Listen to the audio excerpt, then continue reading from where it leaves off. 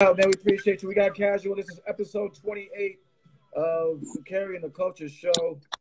Fucking appreciate you for taking the time with us. I'm excited about this because we're gonna talk some bars. Appreciate everybody Yeah, that's joining in. good. Word up. Couple quick things. If you got questions, please use the questions feature below with the question symbol on it. Do not ask them in the thing because they will be ignored.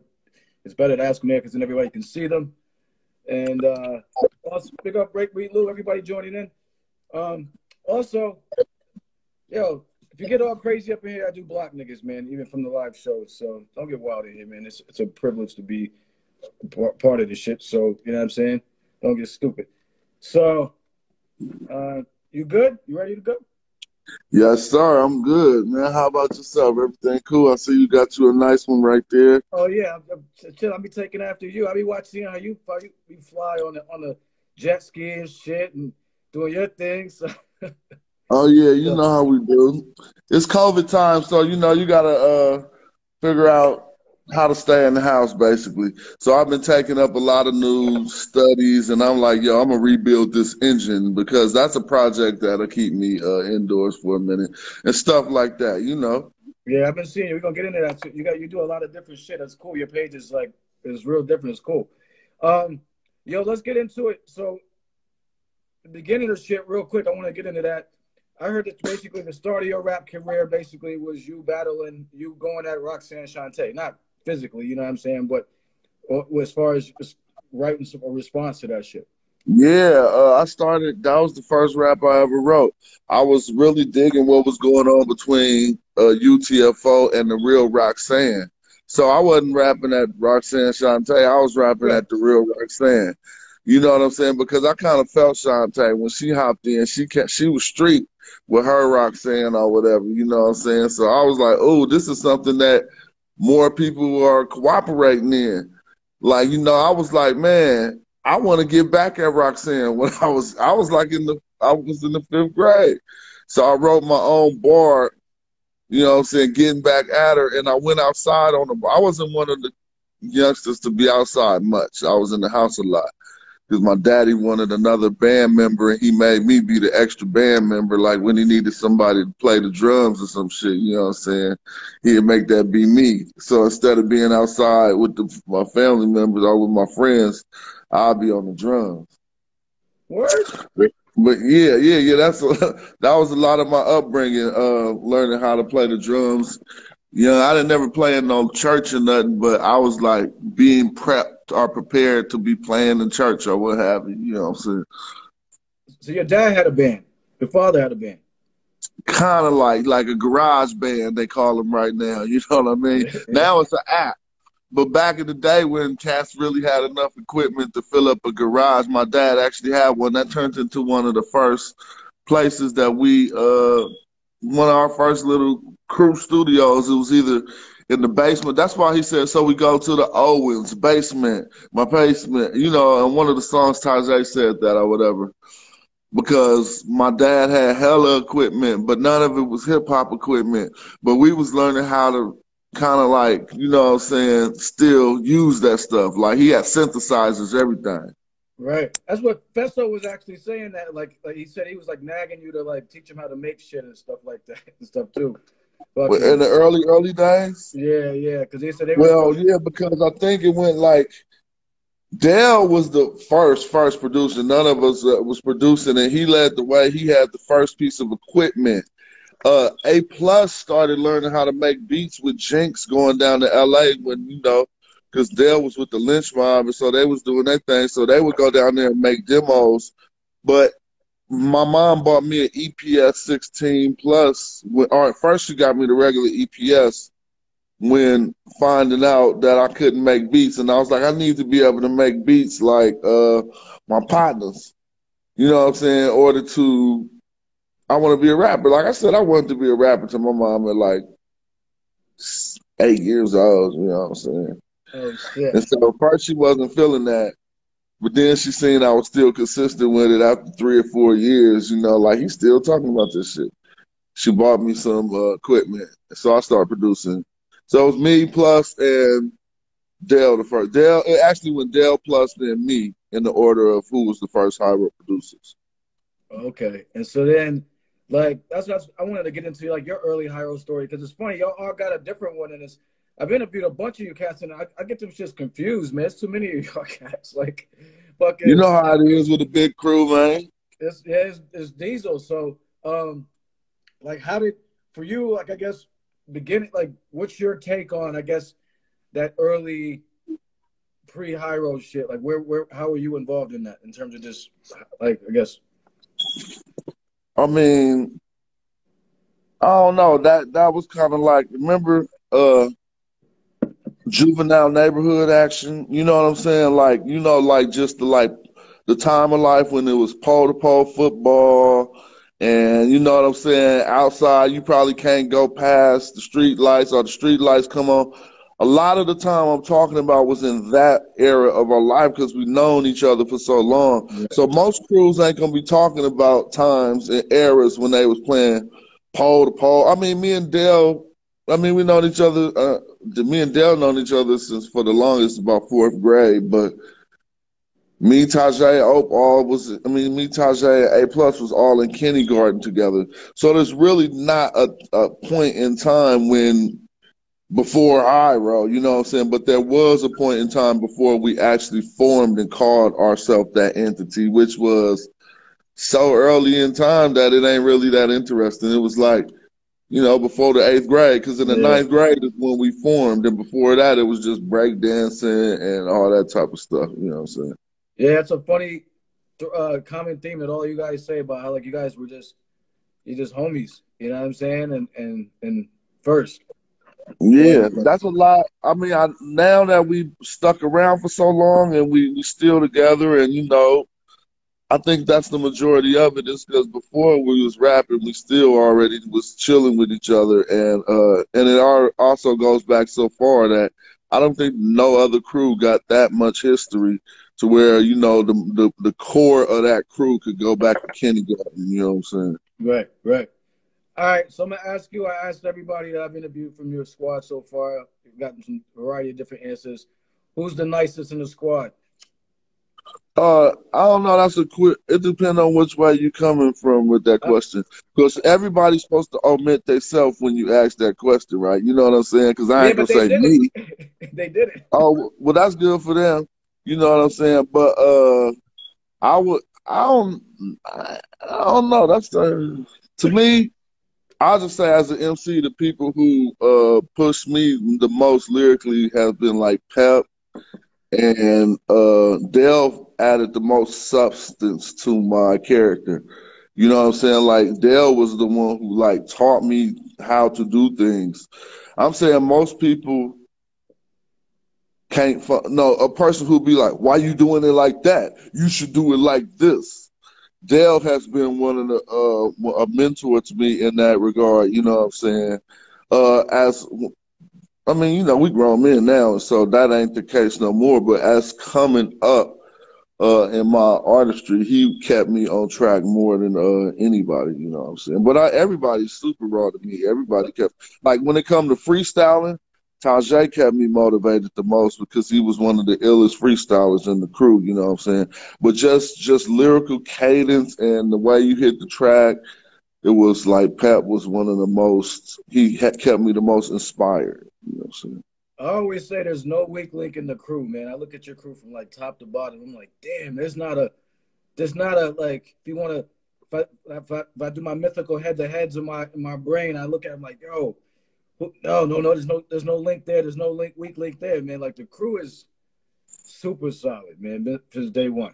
You know what I'm saying? Yeah, everybody also got different attributes. So, we're like if we do a Hyro album, I play my position, and you ain't gonna never hear me rapping too far out on the Hyro album because there's enough of us to do that already. My role on the Hyro album is to keep us grounded, so to speak. You see what I mean? But which might be different than something on the Casual record. I might get more range or more perspective in order to be able to do my thing more because I get obviously more mic time, but also it's just highlighting me more. But when you highlighting the group, we got so many different, vast, far out individuals that I play my position in keeping us grounded. So the rhymes I write for a Hyro album are geared towards bringing us back to people who don't understand the stuff that the rest of the homies kicked. You know what I'm saying?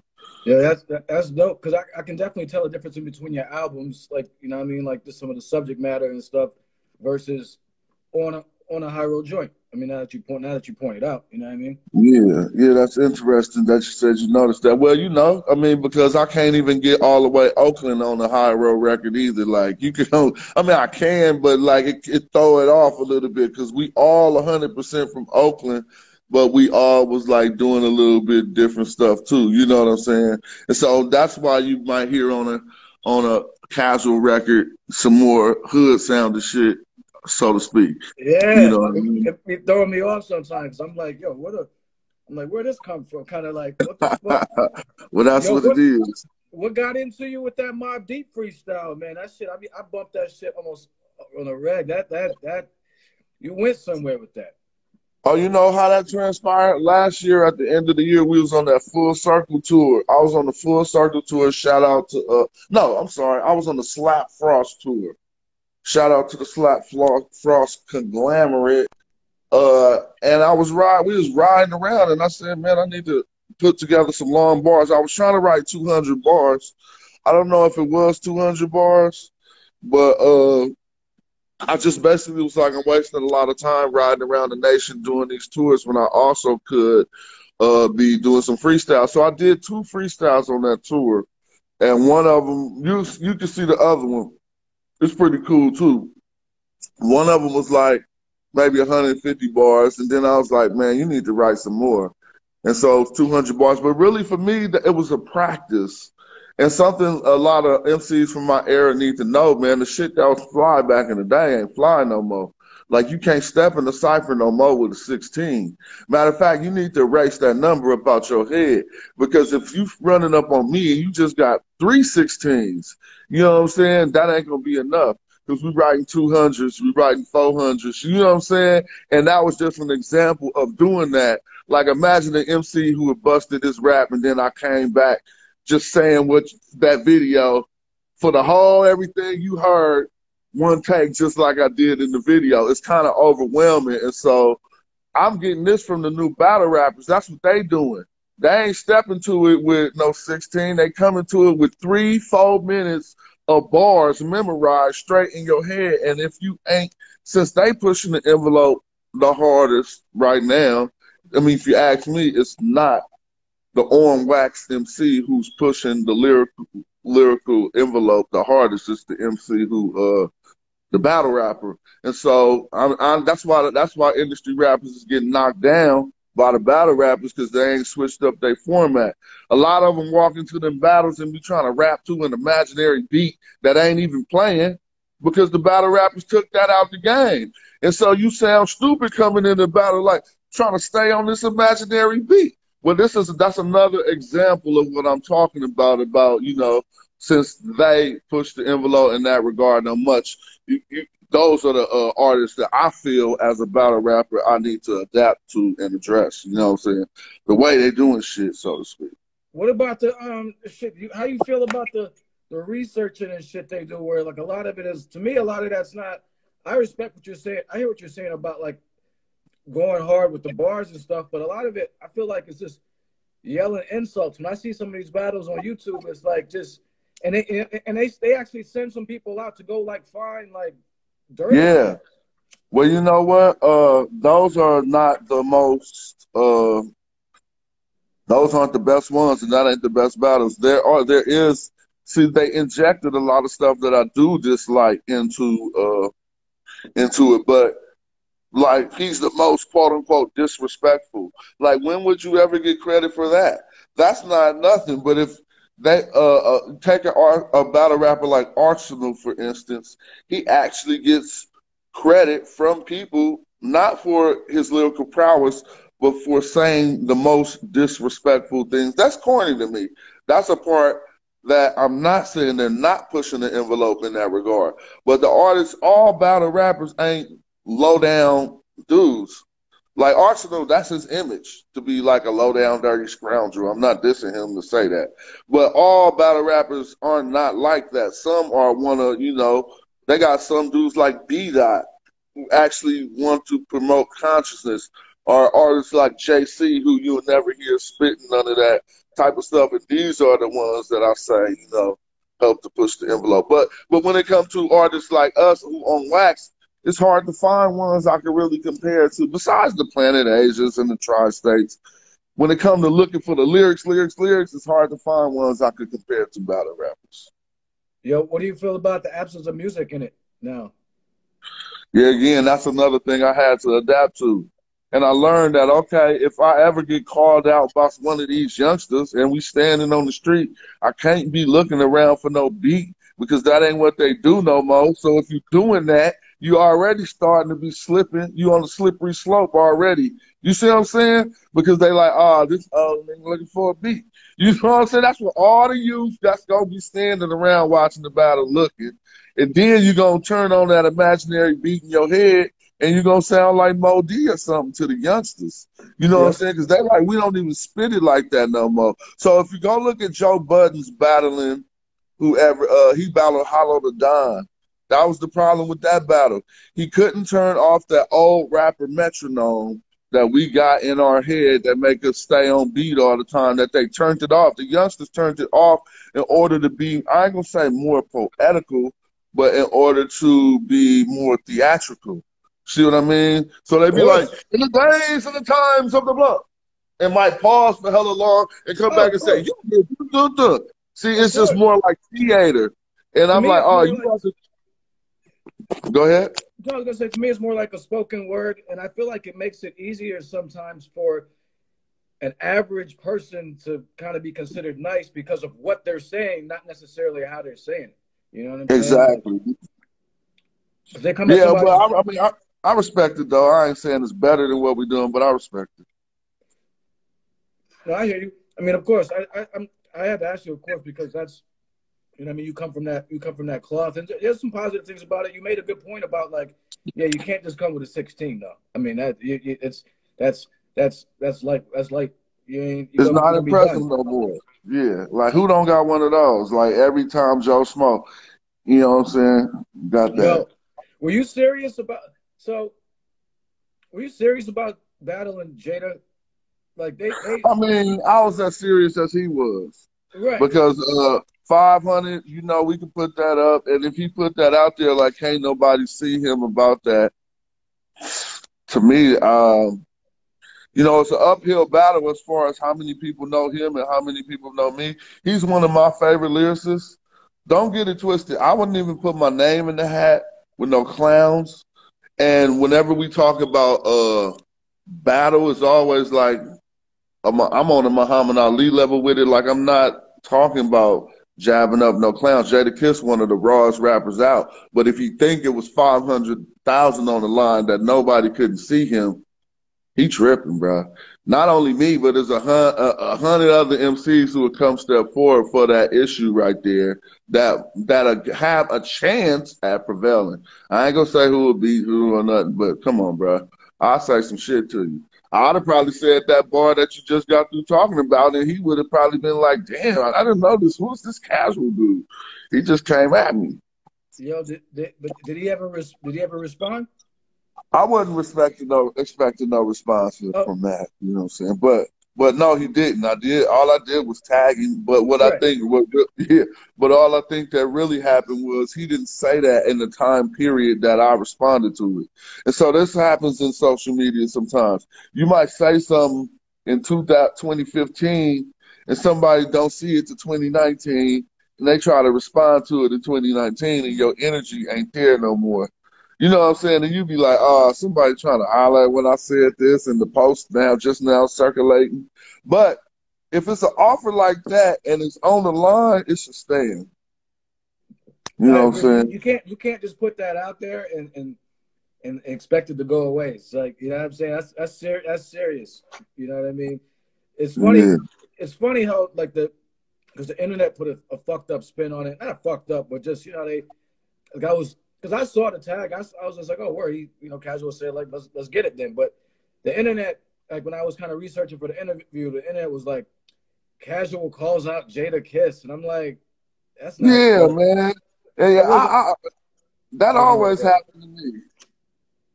I mean, I think that's the only way that you can get your clickbait, or you know, you got to write your article because you ain't gonna say otherwise. You ain't gonna really mention it. They got to get some people to click on there, so they spin it that way. But I definitely wasn't calling him out. I don't. It's none of that. It's none of that ill will shit. Ain't part of my game. Like if it's somebody I don't fuck with or somebody I don't respect, I'm not even gonna let their name come out of my mouth.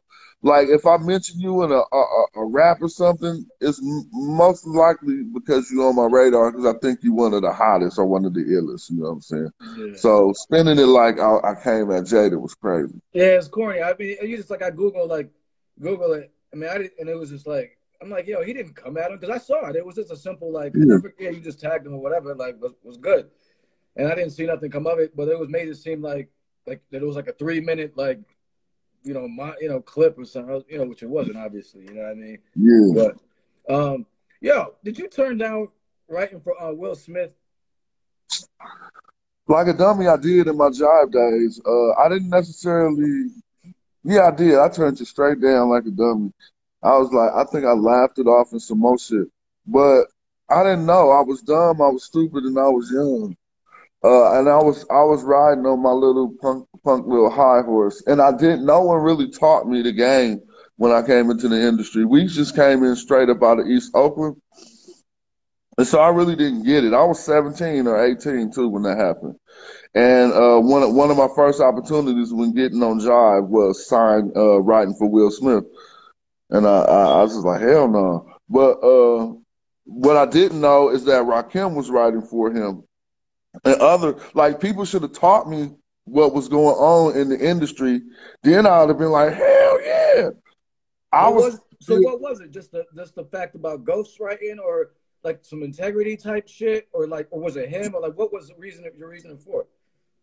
I don't even know, blood. I just was just young, ego, had a lot of money. And I just thought I could just throw that to the side. Like Will Smith didn't have Summertime wasn't out yet. So the last thing he had put out, because Rakim wrote Summertime, and this is when they was asking me to help write with that album. I didn't know, they didn't give me no backstory to it. I was coming from Oakland. I got to New York. You know what I'm saying? I was trying to figure out my career, and one of the things that they asked was, do you want to write for Will Smith? And I'm like, dude, that ain't why I came here. Like, that was more of what I was thinking. Like, y'all trying to turn me into a dude who write for Will Smith? I signed so that y'all can make me an artist. But no one didn't tell me, like, no, that's another compartment of your genre of music. You can do yourself and write for other people. And I didn't even know that at that time. I was thinking, y'all trying to turn me into a writer on this label? You know what I'm saying? Wow. So that was the opportunity I missed. Yeah, I also did a song for Minister Society. You remember Minister Society? Of course. Yeah, I did. I was supposed to have the title track to that, but they didn't pick my song. And when I listened back to it after hella years, I see why they didn't pick my song. I was like, this shit weak. But it wasn't weak though. But they was coming to some hip hop dudes from the West Coast to do something that they wanted MC8 really to do. You know what I'm saying? Or they wanted some street dude to do it. So they wanted that. It didn't sound right that they had all these hood imagery and then they came to like hieroglyphics to do the it wasn't sounding right, trust me. Wasn't a good mix. Oh shit. Damn, yo. That was what, 93, right? Was this after yeah, that was 93 Minister Society came out, I think. Minister Society might have been 94 because I was on or 95 because I was on the label at that time. But the Will Smith thing would have been 94, 93, 94 because I had it was one of my first opportunities. And so again, I was like, why y'all focused on that? Instead of having the wisdom that I got now, I would have been like, man, I get to sit down with Will Smith.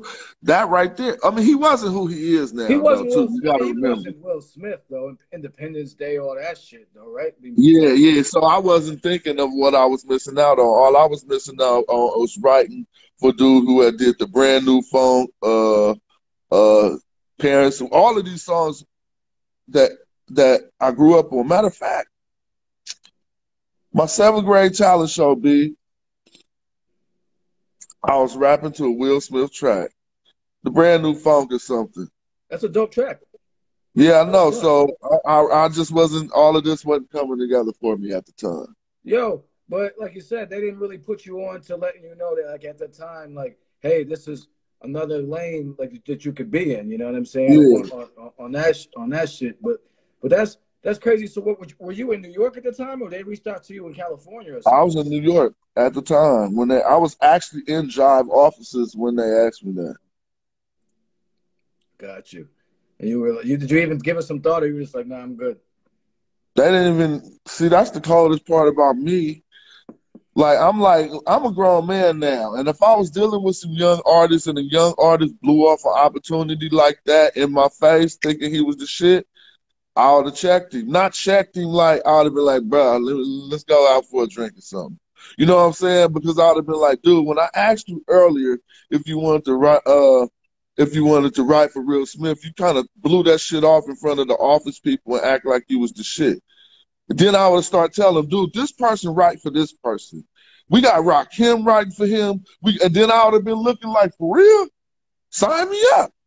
But again, that part was left out of it. I was like, hell no. And they took my hell no as authoritative. You feel me? Like, oh, okay. Right. Yeah, they ain't give you the knowledge though. They ain't give you the Yeah, knowledge to make the yeah, right make an educated decision. They gave you part yeah. of the Exactly. picture. They gave you part. Yeah. Yep. They gave you part of the picture. Let's go back to this battle and shit, yo. You big on this shit. So who would you pay to see? Like from our era. Let me stutter.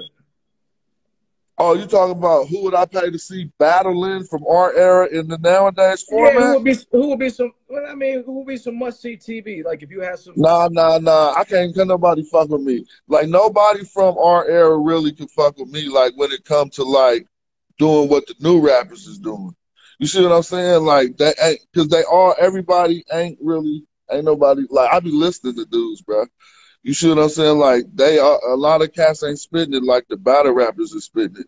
There's not. I mean, I'm just not on my own nuts, but there's not a more pristine dude that you could take from the industry game and slap me into the smack arena, and I would not get smacked around on the smack arena. Like I'm the most formidable opponent coming from the hip hop because I gas all them niggas quick.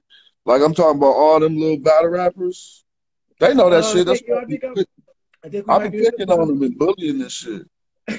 I think we might be misunderstanding each other. I'm saying like which legends like from back in the day would you like want to see? Like, you know what I Oh mean? yeah, Like I mean, no, we ain't misunderstanding each other. I just was talking my shit because I wouldn't want to see nobody battle from back in the day. That's what I'm saying. Just like that's I've what been you. saying this whole I time. Cats misunderstood you sounded then. old.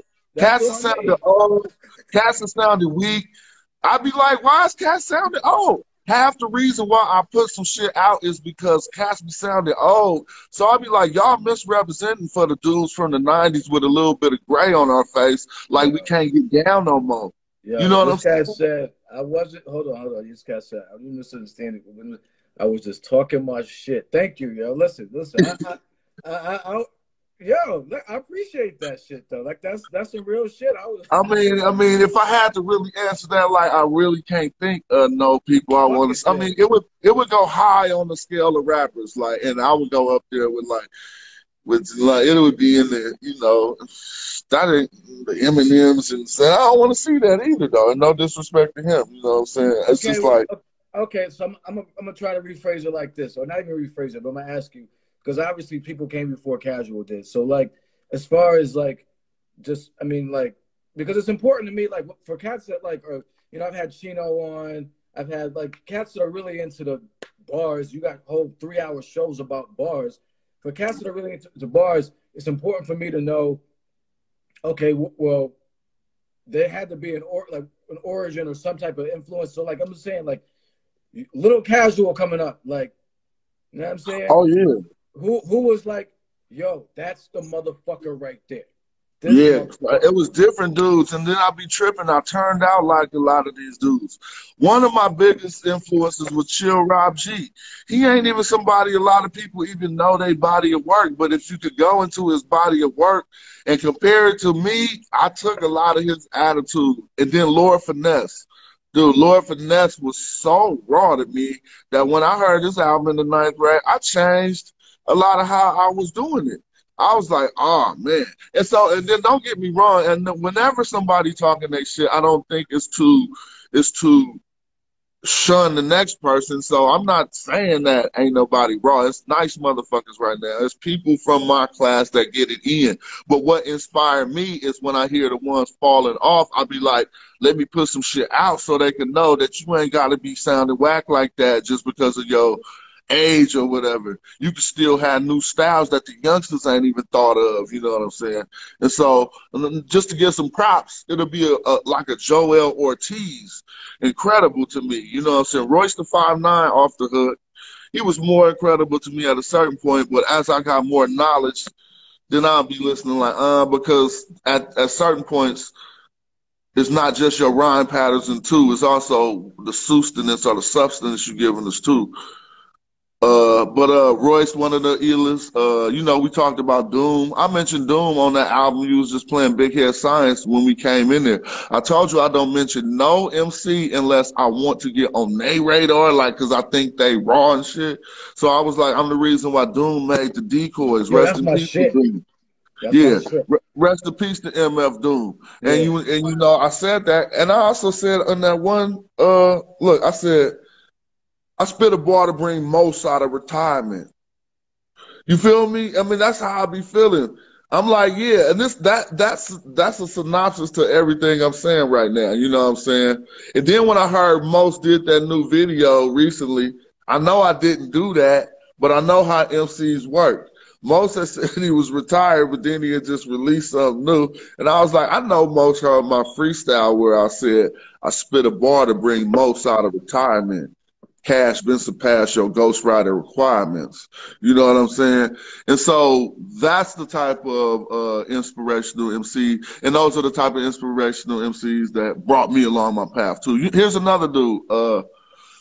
Remember was his YG? YZ? Or was it YG? It was, yeah, who's the man with the master plan? And Tower with the Power. Yeah. Yeah, that was YG, the old YG. Yeah, he's from Jersey, I think. Yeah. Man, that's my man's man. But I mean, you know what I'm saying? Like when I first got signed a job, I had an apartment in New York for like 3 months on Fifth Ave. And I was kicking it with him hella tough, him and Adolf the Assassin hella tough. Remember when he got into that beef with Tretch? Yep.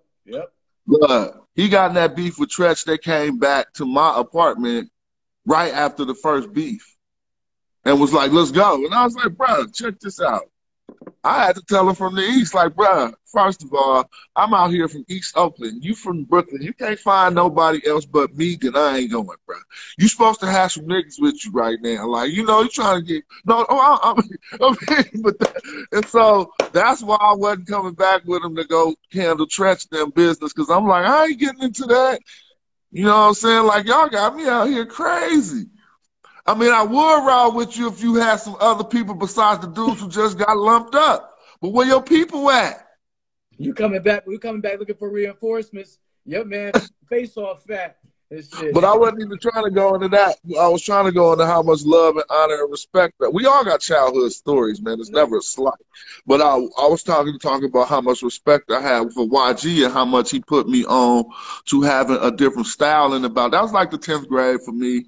9th, 10th grade. So it was in my developmental hip hop days. He was one of them ones. That's dope. Yeah, people slept on him. It was dope. You know what I'm saying? It was a lot of, you named some heavy hitters, man. And like, especially Lord Finesse, also on the producing tip. The crazy thing about your squad, man, is like, y'all all produce. Like, I had to do the knowledge, and I was like, yo, this cat, you produced two of my favorite joints. One of my all-time favorite joints in history is Catch a Bad One, yo. Like you Oh, produced okay. that. That's what, yo. That's the shit, yo. That's Yeah, the that shit. was back in the day. I loved the hell out of that shit. I mean, That's the shit. you don't That's remember the because nobody was rocking them cellos like that. So when it came out and it hit in the club, it sounded hella different. Remember? It was dope. And the slow mo in the video in the studio and shit. You know what I'm saying? Like it was dope. That shit. That's permanent rotation joint right there. And then you did the other shit, slept on joint on the fucking 93. What's it? The fucking the baseball shit. The Batting practice. batting practice. Yeah. Yeah, but A Plus had a really hot version of that, and it didn't get cleared. Oh, So what? when it didn't get cleared, I think I seen the opportunity, and I was like, "Yo, I got a version. Check this out." You know what I'm saying? And they used my version, which I was happy they used my version. I produced more songs on that album, but like "Tell Me Who Profits," uh, and something else, but. Plea Beats is so tight, it's hard to get a spot on a Souls album because Plea already got it locked. You know what I'm saying? You be like, damn, you just gave him 15 bangers. I need a track on this album. You know? Yeah, he's nice with it. Shout out to him, man. You know what I'm saying? He's nasty. So let's get into bars. We got some time left, yo. I want to break it down. You got whole big ass shows talking about like similes and metaphors. I was like immersed. That shit was dope. And you played one of my favorite artists that nobody knows about, Cambada. And so I'm like, yo, this nigga fucking with Cambada. Okay, like, okay. Man, I love Cambada. And you heard the debate I was having with my man, and that's why I like breaking down the bars because he was like, he was arguing with me about Cambada about some of the actuality of his lyrics. I'm like, is that stuff true, or is this just all mysticism and you know what he called pseudo or what have you? But I was saying, man, everything ain't to be classified in that regard. I like Cambada. I like the energy he brings. And hold up, yo, your connection's messed up. Oh, for real? It is right now? It's like your voice is out. Come back, talk to me. Hold on, let me fix that real quick. Hold on. Yeah, big up Cambada, gun waving New Haven, man, all day. 203, man. You know what I'm saying? Fucking, we better not lose this show.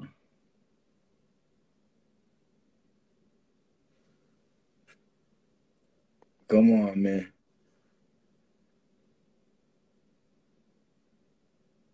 Yo, you gotta fucking hit Cambada, man. Yeah, talk, holla at me. How I sound though? Oh, you good, yeah. I had to switch networks real quick. Yeah, nah, so yeah, we were saying the bars. I mean, Cambada, like that. When I saw you was fucking with him, I'm like, okay, this. But yeah, like you were saying how like his shit's real abstract, the DMT shit. I mean, he's on some other shit, man. You know what I mean? But I mean, if you want to play some artists, we could go in and start doing some breakdowns or whatever. But you know, a lot of things I try to tell people is I don't want them to get over inspired by our post analysis and think that you can take the elements we talk about and use them in preliminary of your shit. And a lot of it, it's come out sounding kind of white and corny. You know what I'm saying? Like Eminem. No, that's not a disrespect to Eminem. I'm saying, like, you know how he's so technically sound, but don't attach to your soul, so to speak? It's because you can know all the magic you can't go into this process analytically, not too analytically, unless you're a master at it. It's just going to start coming out hella weak. And so this is why we could talk about he used this 3-syllable, he used this 4-syllable, or whatever we're talking about. The reason why we can talk about that is because it's not like giving up a magician's tricks, so to speak. You ain't going to be raw because you know what 3 syllables, 4 syllables is. You still got to have a whole package. So, you know what I mean? What's the complete package for an MC, man, to you? With That's a like good what like question. shit you gotta have in your shit I'm you gonna gotta tell you. have in your arsenal. So the rhyme schemes and stuff, that's cool, but that ain't really the most. You can't hear me? The audio gone? Now we good now. You try to stay in one spot though. I think when you move it kind of gets crazy. I'm about to go upstairs next to my Wi-Fi just because I don't know why it's doing that. All right, you know what I'm It's saying? funny shit. J. Ross and the How I said, Alcoholics had California cats. oh Y'all no, from the you want to mountains know and what's shit or crazy? whatever. You want to know what's crazy? I'm a gamer, B, and I had Comcast come out yesterday give me a brand new modem. So this is really crazy. And they said I was moving at like 1,200 megabytes. So how I sound right now? Still crazy? No, you good. You good. You sound crystal. Oh yeah, I just had to come up here. So what was we just building on? Um, like rhyming with no soul, but being technically Yeah, dope, but not really having no heart in that shit. the I mean, I'm whole very. package. So Oh yeah, we talked about the total package for an MC. yeah. So the rhymes, that's cool, but some MCs survived with just the one syllable rhyme scheme. Some of my favorite songs are just the one syllable rhyme scheme. If you think about Children's Story by Slick Rick, I think he exploited the long one syllable rhyme scheme the best out of anybody, or any Ice Cube story. Because Cube was multisyllabic too, but whenever he went into storytelling mode, he knew to make it more universal by not using all them syllables. So he'd be rapping because he was, but then when he want to go to the stories, he'd say, "Here a little something about a brother like me. Never should have been let out the penitentiary. Ice Cube would like the sight. I'm a crazy man from around the white." He just gassing that one syllable because he know that it ain't a person in the hood who ain't not rocking with the one syllable style. You see what I'm saying? Also, go to Children's Story. One other time not long ago, people brother, he didn't rhyme ago. He could have rhymed ago. He could have said, yeah, no, but he said, once upon a time, not long ago, where people was run and live life slow, the justice stood. People are too good. So when we talk about the syllabic shit again, knowing three and knowing four don't make you better than a one syllable rapper because they telling stories so eloquent and just using one syllable that it might relate to more people than your complicated ass style. You see what I mean? And so I don't want people to be confused that when I be like, now I'm gonna do a 5 syllable. So what? It's not better than the one. It's just showing you different, just like tap dancing or anything, different patterns at football or different routes a receiver will run. You see what I mean? Of course, being complicated just for the sake of being complicated doesn't make it good.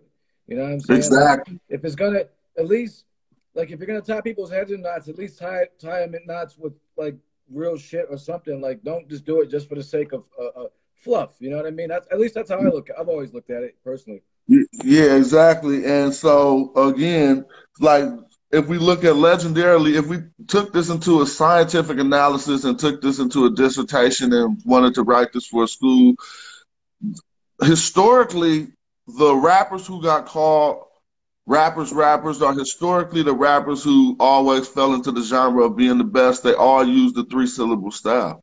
We could do this with a spreadsheet and see and put names in there. Like you could go to Rakim, Big Daddy Kane, all of the people that and think of any rhyme that pop in your head right now from that person, and we can analyze it. And you're gonna see before the end of that 16 that the majority of their style was probably a 3 syllable. Even I don't know about LL too much because he had one of those evasive styles to me, to where like Planet Asia got an evasive style to me too. Certain masters get so raw with it, you almost can't even tell what they're doing. You know what I'm saying? Which Yes, is like, that's another, be like, I'm so raw, I'm gonna hit my rhymes in so many different places. You try to analyze me and tell people what I'm doing, you won't even be able to tell them. You know what I'm saying? I do that for fun sometimes, but I'm not. I'm not the type of a rapper. I'm more into patterns and repetition and saying clever things. That's what I like. But in closing, real quick, we say delivery is a must that the artist got to have. The rhymes is not. I'll put that further down the line. Delivery. Hold on, I'm putting this in my notes. Go ahead, delivery. Delivery. I would say content. I'm talking about how I judge my rappers. Delivery, content. Another one is believability. That's one people leave out a lot. You know what I'm saying? But believability is a lot of what makes you like a rapper or not, whether you actually believe what they saying. You know what I'm saying? Because some people is nice, but you just don't believe them. You see what I'm saying? So you ain't never gonna mention them to nobody else because they ain't believable. They just got some raw rhymes and shit. You know what I'm saying? And so again, and then lyrics come in there too, and then business acumen. But business acumen and lyrics is about equal to each other. You know what I'm saying? And these are things that people would leave out. Like, how's business acumen got anything to do with being a nice MC? Well, let's talk about it. If I ask you who the nicest MC right now, you're not gonna start talking about lyrics. People gonna always go to record sales and stuff, right? And so, again, if you want to succeed in a capitalist society at being what's called the best MC, you can't make up your own category for it. You got to go by what people is judging by, right? And so the success of your art is also what they judge by too. And in that regard, you got to be somewhat of a businessman too. You see what I'm saying? As you just gonna be that nice dude just on the corner, a nice dude on internet that ain't really reaping no benefit from it. Do you have to be able to freestyle? No, but you used to have to. Well, no, I'm telling you. But nowadays you don't. Because they put a trick. Let's talk about that real quick before you go to the next one. Remember when freestyling meant off the top? Did you live in the day and age when freestyling just was a given that if you said freestyle, it meant off the top? Everybody didn't have the ability to come off the top. So what people started doing was changing what a freestyle meant. And now the people who did that won, they prevailed because now a freestyle don't mean off the top. You see what I mean? And so now we in a day and age where we coming from standards to where, yes, you had to know how to freestyle to be an MC by our standard. You didn't have to know how to freestyle to be a rapper. But you had to know how to freestyle to be like an MC, to be like acting like you was about them lyrics and shit, right? Nowadays, they switched it. You don't have to do that because freestyle don't mean off the top no more. You see what I mean? And so now people be like, I'm going to spit it. So now I concur. When I say freestyle no more, it don't mean off the top either. I say off the top to box a person up. Like, yo, we spitting off the top. Because then they might say, you got to make it clear now. You definitely make it clear. Yeah, because they'll try to sneak in some written shit if you just say freestyle. Yep. You know what I'm saying? Yeah. And so I'll be like, yo, off the top. Let's go spontaneous, you know. But that's not an art that you have to be a nice MC. Matter of fact, I never heard Eminem freestyle. Have you? I know he's good at it, but I never heard him do it. I never heard a lot of the people. I never heard Black Thought freestyle much. I heard him spit a little freestyle at the end of a bar when he couldn't remember the rest of his rap. But I never heard them step to the mic, 1, 2, 1, 2, this is off the top, and just spit that like that. I mean, there's some older stuff, some older footage I've seen of Black Thought, like, I mean, back when, like, he was, like, still on the street and shit, you know what I'm saying? And a Cypher said, I remember that video, too. Yeah, you know what I'm talking about? Yeah, his hair's all, you know, he got, like, a afro and shit. Then it's like kind of fucked up video. Yeah.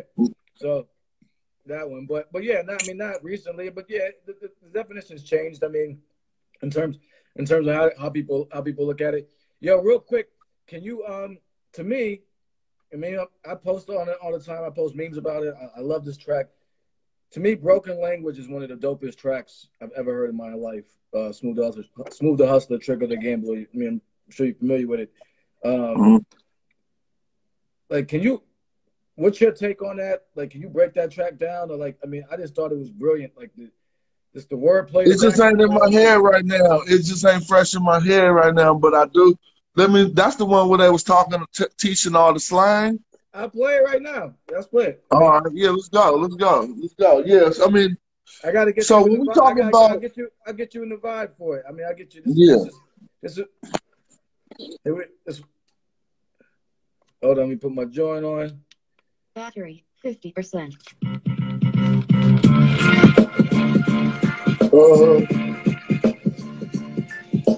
Let's stop real quick. Stop it right here before the rap. Want to run up on somebody? Hey, look, this song right here. Before you even play it, I want people to realize something. This was the song that started a whole style that's used to this day, and I'm gonna call it the style. I'm calling it the style. Let me break it down. When you if I'm clear, when you're making your descriptive about yourself and you start with it wasn't done too much before this song right here. The heartbreaker, you know what I'm saying? But let's go, let's listen. And so you can see what I mean by the style, you know what I'm saying? I got you. Smooth the Hustler, Trigger the Game, but big up. Rounds up, Brooklyn. Place your eyes on the guy. That's no kind of worries if I die. Your pussy clock try. Dangerfield stepping my way. Bodies get cremated on a Friday to do a die way. Your death threader, sender, head spinner, rap beginner, light dimmer, 3 knockout count winner. Stop that right there. Stop that real quick. Hold on. We gotta break in. Because when we doing the bars, we can't let too much get past us. I was gonna say, yo, when you want to pause it to talk, then put up a finger or something. Okay, yeah, I'm gonna give you one finger. Now this is that part I was talking about when he said the breadwinner. Now you could, what's this, like 96, 97 maybe? No, 95. Oh, see, I should know this, but I don't. Well, while you looking that up, I'm gonna say that is still a style that they brought to the table that hardcore MCs use to this day to accentuate 95. their character. 95? Cuban Links. Yeah. To promulgate their hardness, to make ourselves, you start going, the this doer, the money grabber, the backslasher. That's all from them doing this right here. But you can let that roll though, you feel me? No, absolutely. I mean, that's, and it's funny because to me, it's quite simple what they're doing in some ways, but at the same time, I'm like, yo, it's just hitting right. Boom, boom, boom, boom, boom, boom, boom, boom, boom, boom, boom, boom, boom. You know why? It's because I don't think I ever, like, that's a way of dropping a metaphor. They basically gave us a brand new way to drop your metaphors. You don't say, I'm like a bulldozer. They was just like the bulldozer. You know what I'm saying? And they didn't waste time drawing the comparisons. They just made the statement that made you make the comparison. And I was like, yeah, that's a new way to do it. Don't be like, I'm like a bulldozer. They just was like, the bulldozer, the shotgun, the black shotty, you know what I'm saying? And be like, oh, make a person think about that as they comparing it to yourself. Well, they were some of the first to do that. You know what I'm saying? Casual, episode 28 and a half, carrying out the show. Casual Hieroglyphics. You know what, my man just hit me off. Right.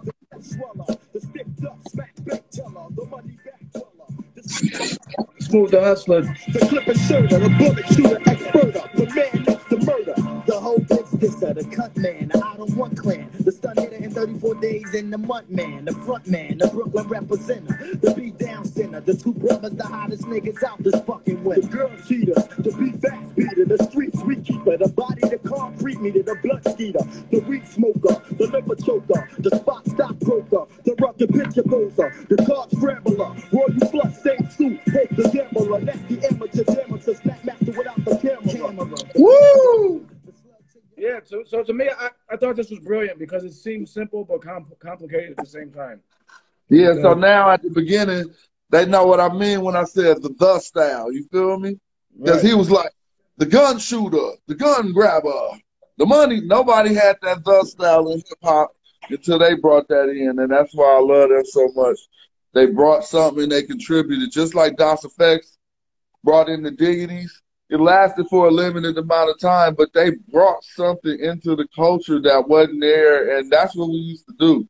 You know, it wasn't about emulating. It was about bringing something new to the culture, like Migos did. Migos brought something new to the culture, too, but everybody emulated them and messed that up. You see what I'm saying? You ain't supposed to do that. Like, I mean, to keep it real, I don't want to take nothing away from the Migos because the last dudes who came in rapping so different that everybody started rapping like him was Hyro before the Migos. Everybody rapped like the Migos, just like everybody was rapping like Hyro. Yeah, but Migos is fucking whack, though, son. Yeah, I know, but that ain't, I mean, that's opinion. Yo, them niggas suck, that's opinion. That's opinion. I don't like them lyrics. You know I don't like them lyrics, but I learned how, look, I learned how to find good things in those lyrics. I've definitely learned how, I didn't know how to do that back in the day. But again, we're not talking necessarily about our standard because they not whack to some of these young people. You know what I'm saying? That's cool. So they can have that shit. That's what I'm saying. Like, I don't give a fuck. Like people. I mean, I get it. People are gonna think Migos is nice. I don't fuck with them. They don't exist to me. Like I just don't. That's just not my dimension. My head explodes when I think of them niggas, man. Like I don't feel the same way. I don't feel the same way. Like I got heck of different type of chilling I like to do, and there's some type of chilling where hip hop ain't appropriate.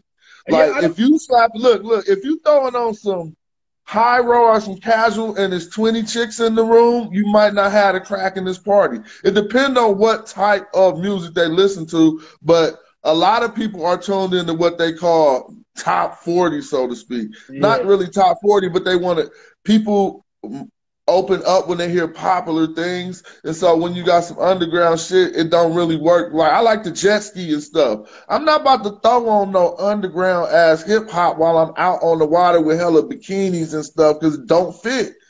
Even stuff I make, I'll be like, I'm not about to throw on no bars right now. Yeah, I understand what you're saying, and I get it. It's not music for everything. I listen to jazz, I listen to house, I listen to techno, drum and bass, all kinds of shit. I listen to classic rock, whatever, 90s grunge. I'm just saying, I don't fuck with them niggas, man. I mean, I hear you. You got that. That's good. You feel me? You know what I'm saying? That's just me. I can't. We all got that about somebody, yo. I mean, I got it about a lot of people, but I can't. They're never one of them. But whatever, it's all good. I mean, I understand, yo. It's time, place, and circumstance. I'm not gonna put on no fucking, you know what I'm saying, like. Yeah, I get it, man. I got you. Yeah, I mean, like I have seen chicks pull up. You know, they with a chick, they got that Mob Deep bumping or something, and I'm like, serious, where this is about to go? I'm thinking in my head like, dang, okay, that's what y'all about to go do, whatever. But you know, there's certain things for certain things. Yeah. But I also keep it a buck with you.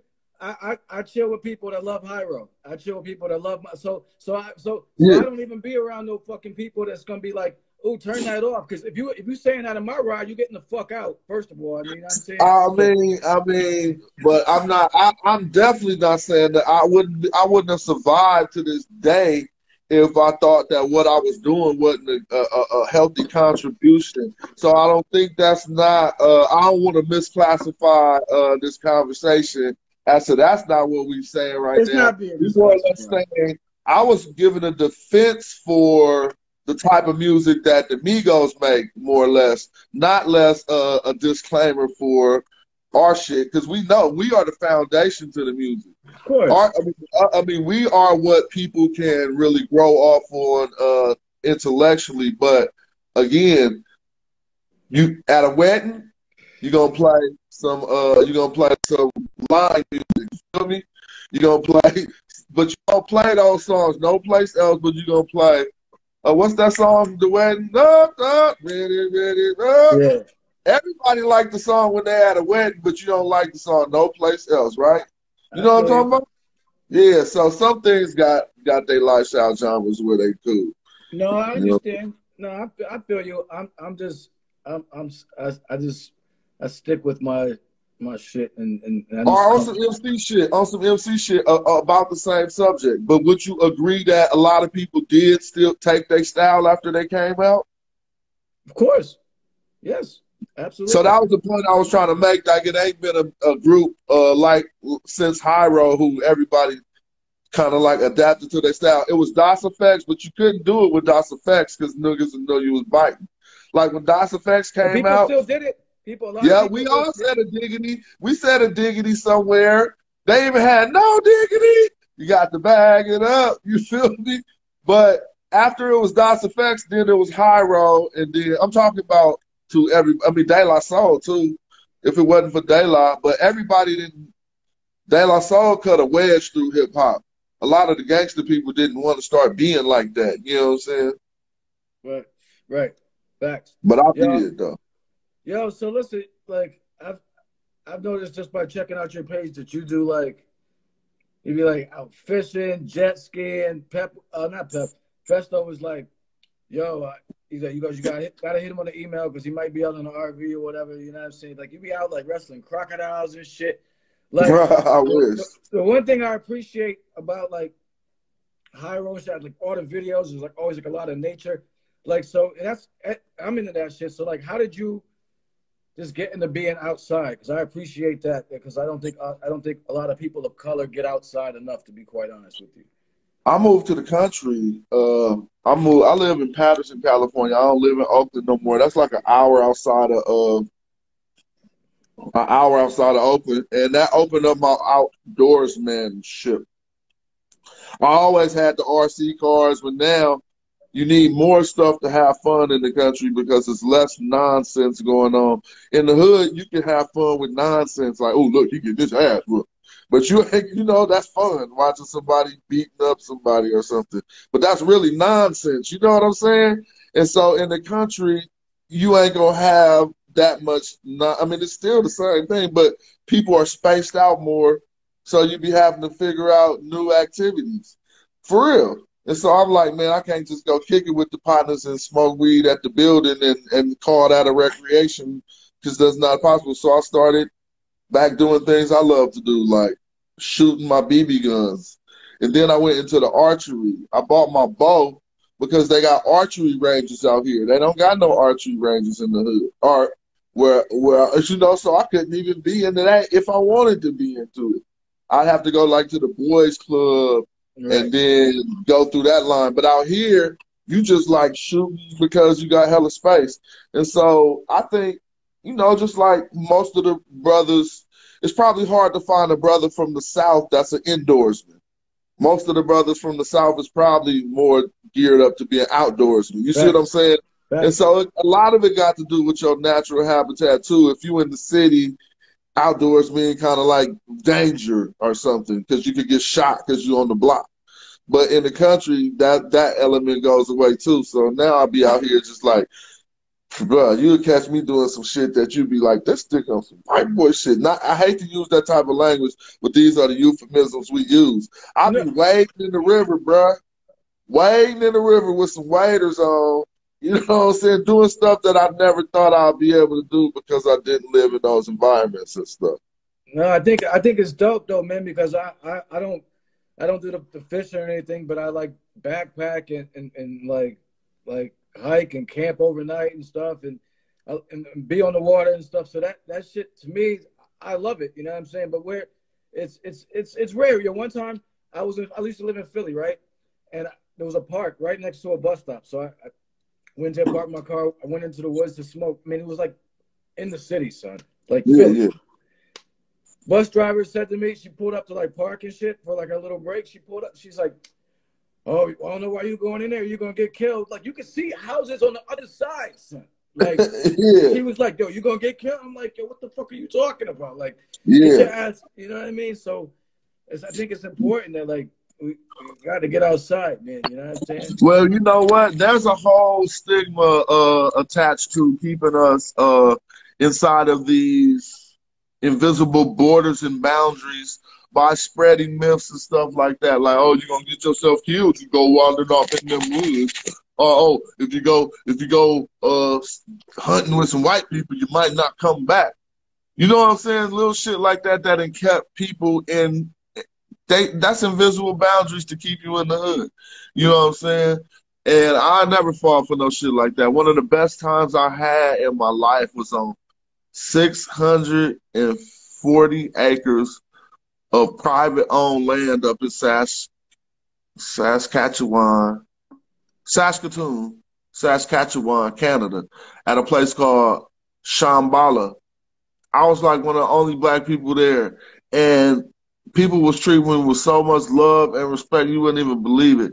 And so some of the things that they teach us to keep us socially geo-engineered, you know, like stay in these areas because you go over there, they're going to kill you. That shit don't necessarily always be true either. You know what I'm saying? Facts. Straight up, man. Straight up. I mean, that's real talk there, man. So, I was late to the album Big Head Science. Big Head Science, yeah. I fucks with that shit though. Some bangers on that shit. What should we expect coming from you anytime soon? Anything? We got anything? What's good? I got an album recorded with the Mechanics. I finished that mug last year. Shout out to the Mechanics, you know what I'm saying? My good people from Oakland, California. If y'all ain't up on any work we done, we did a song called What It Is, man. That video almost had 1 million views. Last time I looked at it, it had cracked over 600,000. And so that's a good thing. But we got a whole album coming. I also got a record I'm working with my man Albert Jenkins from Needle to the Groove Records. So I got 2 records recorded for this year already coming into the year, you know what I'm saying, as I try to start. And so I don't really look, I mean, honestly, here's another thing. My concept is just different on life. I spend so much time dedicated to rap that I be wanting to do other shit now, bro. Like, you know what I'm saying? And I can see. I'll be like, man, how I feel I'm 46, dude. All over your YouTube channel has all kinds of shit on it. I love it. Yeah, and I mean, I would wish, I mean, if other people ain't that multifaceted, that's cool, but I know some people are, but they don't push their other interests to the forefront because they're trying to still monopolize or capitalize off their one interest. I'm past that point. I'm my company's CEO, and so I don't necessarily have to exploit my artistry in order to position my peers. And like, that's why I got Hiero VR. It's because I can position us in better situations without exploiting my artistry all the way. You know what I'm saying? Like, yo, we can branch off, we can build, we can show that we're multifaceted without just always having to get it by spitting the 16. You see what I'm saying? Facts. No, I appreciate that, yo. Listen, that was one of the things I really was paying attention to on your page. I'm like, yo, he's streaming this shit. He's talking about the cryptocurrency here. He's talking about this, and it's like, it's cool because, like, you know, it connects. It's a different age, and it's like it connects with your fans, and like it shows that you're more than just all right, the 16 bars. Because it's interesting. I use Billy Danze as an example. MOP, like this brother, like he also like you. He moved out in the country. He's like upstate New York, out in the woods somewhere. Like you wouldn't like. It's like MOP, but he's out in the woods. He's like, I'm out in the country, bro. I'm chilling. He's like, I'm good. You know what I'm saying? So I appreciate it, man. You showed a different side. You know what I mean? We're gonna get out of here. Casual, hieroglyphics. Thank you very much, man. I appreciate you. We got to do it. Hey, yo, thanks for having me on here, man. Thanks for always representing for the crew. You know I was gonna be through the on time. You know what I'm saying? Like we always do. Punctuality is something I also learned that'll help you in business. People will just respect you for being early, bro. None of that late shit no more. No CPT time. That shit is garbage. No, be there early and get your money. No yeah. hip-hop time. Fuck hip-hop time, man. That shit is whack, man. That shit is unprofessional as fuck. So, yes, you do stand out because you fucking, you're on time. For real. Like, you stand out. Like, niggas show up to 9:50, you know what I'm saying? So. Well, there's some misconception we have about something called being fashionably late. Throw that shit out the window. Yeah, that's corny. If you ain't going to your own birthday party, then you might as well be on time. And with that being said, I think it's time for us to get up out of here, my man. So I appreciate you for having me, man. If there are any other words, if not, I'm up out of here, man. We out. Salute. Casual hieroglyphics. Salute. Peace. Thank you, brother. Peace, peace, peace.